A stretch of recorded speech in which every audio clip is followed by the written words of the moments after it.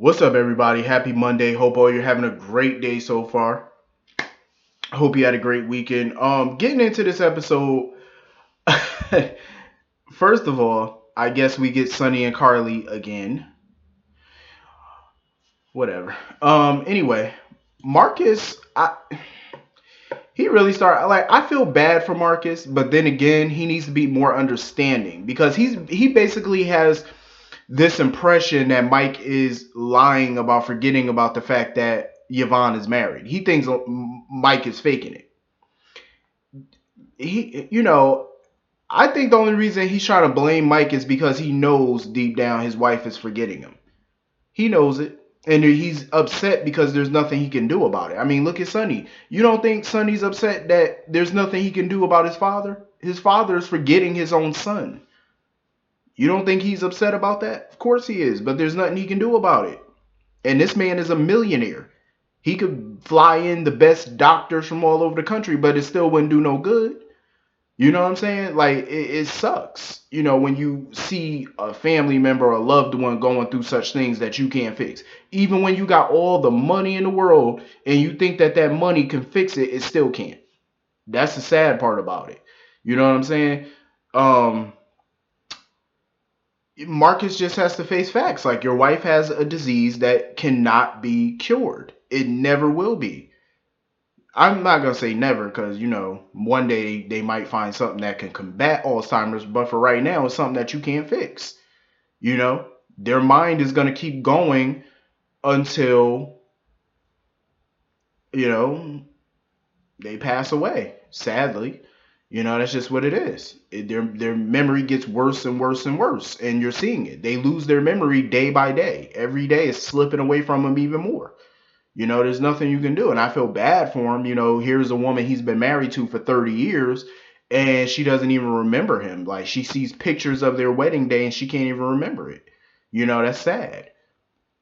But for him to sit there and try to put all the blame on Mike, who also suffers from the same illness as your wife, that's a sucker move. That's not fair and it's not right. Then you gonna sit over there. I understand, he was hurt when he saw the two of them under the mistletoe, but for him to grab Mike and stuff, I was like, are you serious? You gonna grab this man? Him and your wife have the same disease. This. That's why they're at the facility. It's ridiculous. What was funny to me though was when Sonny and Carly went to go get Mike, he was in the movie theater that they have in there, like the screening room for movies. He wasn't in there. Him and Yvonne done ran away from the facility.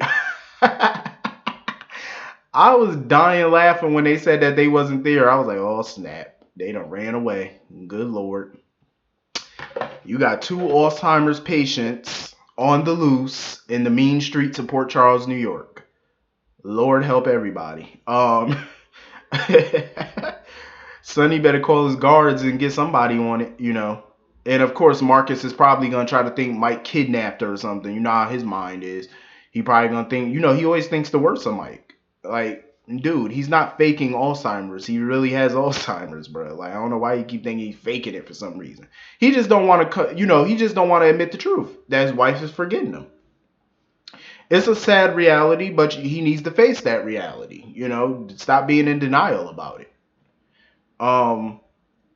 So anyway, little Aiden, I felt bad for Aiden. I really did. I thought it was a nice gesture for Charlotte to apologize to him and stuff like that.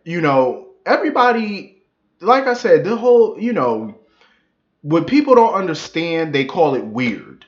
You know what I'm saying? They always try to say something or someone is weird because they don't understand the dynamic of it. So, of course, it's weird to them. I've been called weird before and stuff like that because I'm different from everybody else. I don't think how everybody else thinks. I don't do what everybody else do. I don't talk how everybody else talk. I don't think how you think. You know what I'm saying? I'm just me, and I've always been different than other people. And I love that about me is that I'm very different from other people. A lot of times I don't think the way you may think. You know what I'm saying? I don't act how you act, and I think that's why people look at Aiden and think that he's weird because he's not the typical child that they are. You know what I'm saying? Like, and they see it as him not being normal, but when you really think about what exactly is normal, You know what I mean? What's your definition of normal?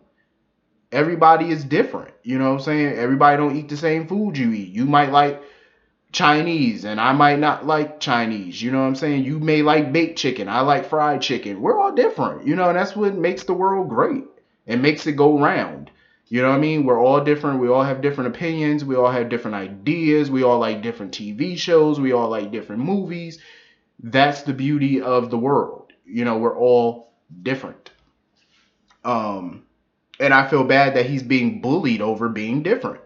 You know, I think he would open up more, and I think he would be more of a playful child if people just accepted him for who he is. That's why I think he's isolated and he's reserved right now because of the way people have been treating him in that school.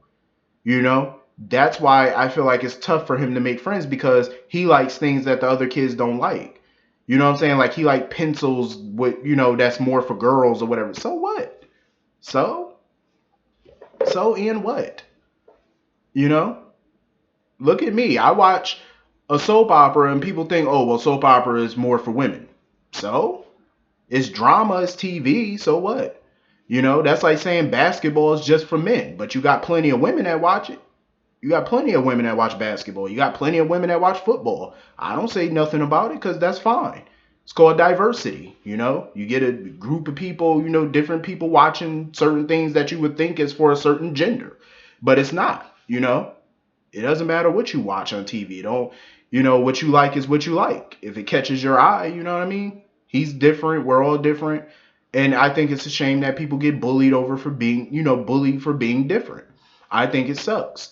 And I felt bad for him when he was playing that game on the computer, on the laptop. And, when he lost, the screen popped up and it says, "You're a loser, Aiden." I felt real bad for him because you could see he was about to cry. I felt real bad for that kid. Real bad. Like, I say the actor is doing a bang up job in this show. I think he really is. The little actor who plays Aiden, he's doing an incredible job. Um, but this is far from over. I hope they're not going where I think they're going with this, where he's attempting suicide. He might attempt suicide. I hope they don't go that route. I would hate for them to kill this character off because, like I said Friday, you see a lot of articles recently about kids around his age who are hanging themselves and stuff like that. So I hope they're not going through. I hope they're not going that route. If they do go that route, I think it would be such an eye opener and it brings awareness. I do love that they're bringing awareness to this. I just hope they don't kill him. I hope not. It would be sad, but I would understand if they did. If Aiden committed suicide, I would hate it, but I would understand the reason behind it. You know what I'm saying? Because it brings awareness to it. It shows people. Like I said, on One Life to Live, when Shane was on top of that roof at the school and he was ready to jump, you know what I'm saying? This time I think they might actually go through with a child suicide. I think they would. It would be horrible, but it would be necessary too. You know what I mean? Just saying. I do agree, that I do feel like at this point in time, Liz should call his father. But at the same time, my question is, why isn't Lucky checking in? You know what I'm saying? Like, this is his son, his only biological son. Like, why are you not checking in, seeing what's going on, calling? Why should Liz or Laura have to pick up a phone and call him to let him know what's going on with his child? He should be in constant communication with him, seeing as how you're not seeing him every day. Clearly, because he lives out of the country now, so you should be at least calling or FaceTiming every day. You know what I'm saying? Like, hello. The mere fact that Lucky doesn't is I hate that they write him as a deadbeat dad, but he should be checking in, but he should know about this, because this bullying is very serious, and he should know what's going on with his child. Um. So anyway, moving on from that, Cameron. Cameron. Lord have mercy. If you're gonna tell a lie, please be convincing. Franco is just poking holes in all of his stories. Like, dude done told him it was a bake sale at the school. Then you tell him about some girl who's artsy and cute, and Franco wasn't buying nothing you was talking about. Number one, he already done went to the school. You know what I'm saying? Jocelyn told him also there was no bake sale. He called the school. There was no bake sale. Why are you lying? And then you just kept the lie going. Like, Then you standing there looking all nervous and stuff, like you defensive and you nervous. Franco was like, "Are you why are you so nervous?" Like Franco was just looking at him laughing the whole time, like, "Why are you so nervous?" I said, "For real, like you're a dead giveaway. Like you have no poker face at all, kid." Um, and then this fool got a text message from the drug dealer, from the weed dealer, and he was like, "I don't care if you don't want the weed no more. I still want my money." See, that's what happens when you get into you start dealing with drug dealers and weed dealers and stuff. If you call or text and be like, "Oh, I need some product," and then you back out, they don't care if you don't want the product no more. They want that money. You don't already called, placed your order. They want that coin. They don't care if you don't want it no more. They want that money for you calling and wasting their time. There's a fee involved here. You know what I'm saying? Like you ain't got to take the product, but they want that money. So you might as well go on and pay him that little $10, $20 for that marijuana. And when Franco read that text message on his phone, I said, "This boy is such an idiot. Why don't you ever delete your text message, especially if they got illegal things in there? You know, fool."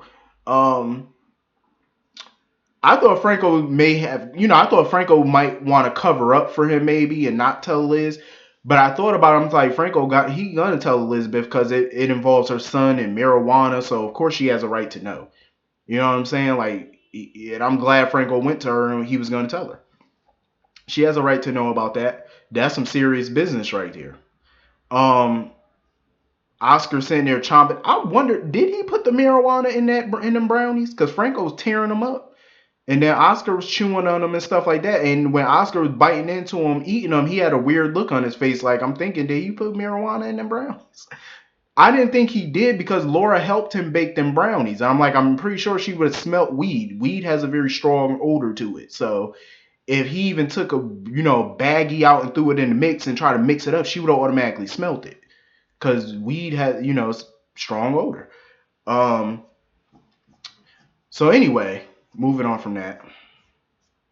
Oscar is looking pale. I like the cancer makeup that they're putting on him to make it more believable because he is looking a little pale. Um, so anyway, it's about time Sam told Jason about her little, situation with the person contacting her and stuff like that. This is gonna get messy. I'm just saying, like, this is definitely gonna get messy before it gets better. I did like their scene though with Danny and stuff, taking the whole Toys for Tots and stuff like that, teaching him about the true meaning of Christmas, about giving and stuff like that. I thought that was cool because you got to start these kids off at a young age. You know what I'm saying, about giving back and stuff, and everything is not always about you getting toys and expensive things. You know what I'm saying? Teach them while they're young. Show them little kids that you got to give back so that way they don't grow up all spoiled and gimme, gimme, gimme. You know what I'm saying? You don't want no kid like that. You do not want your kids growing up like that. All they think about around Christmas is what they're going to get. But they also need to learn about giving. You know what I'm saying? Not just about getting. Um, Sam and Jason, like I said, if they get back together, they get back together. That's fine with me. I did like what Jason wanted for Christmas, though. Jason is such a simple person. Like, he got all the money in the world. Jason is so rich. He got millions.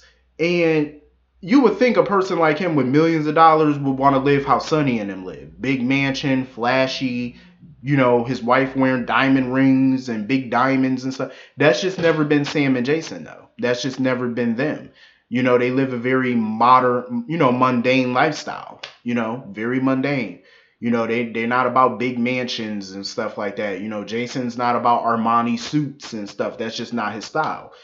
Jeans, t-shirt, that's it. That's all he care about. That's it. None of them $3,000-$5,000 suits that Sonny be walking around in.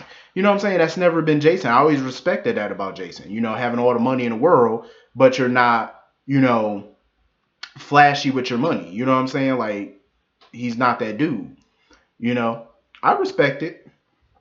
But I still wonder where this little mystery is going with the Leland Powell and stuff. Like, I really wonder where that's going. Like, what are they doing with that?